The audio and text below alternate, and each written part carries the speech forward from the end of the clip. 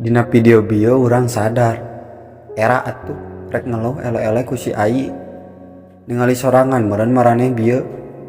Padahal di usia sakitu nu kuduna bebas kaulinan, tapi nyatana dipaksa kuat nying hareupan kahirupan.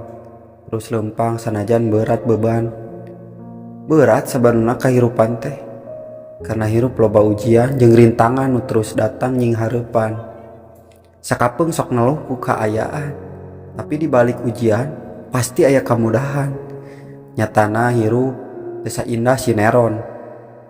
Pernah meureun ti beurang komo maju ka peuting, sok overthinking seolah-olah urang teh teu berguna dan teu penting.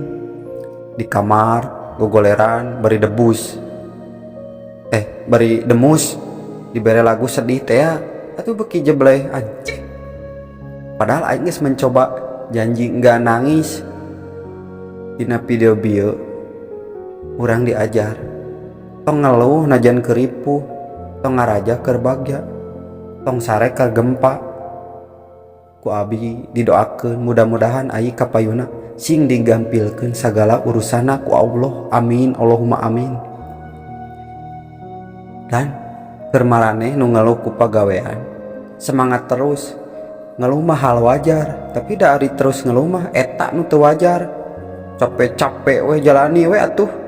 Kunaon urang ngagampangkeun joket seplakala kolakala. Kunaon urang ngagampangkeun omongan eta. Balikan deui ah. Dan keur maraneh nu ngeluh ku pagawean, semangat terus. Ngeluh mah hal wajar, tapi da ari terus ngeluh eta nu teu wajar. Capek-capek we jalani we atuh. Kunaon urang ngagampangkeun omongan eta? Karena urang nganggur. Ing pok loker. Hirup teh geuning peurih nyalur. Jiga bisulina bujur. Ayeuna mah tong loba insecure, lobakeun bersyukur. Batur hayang cigah urang hayang cigah batur. Susah pa aku senang pasangka-sangka.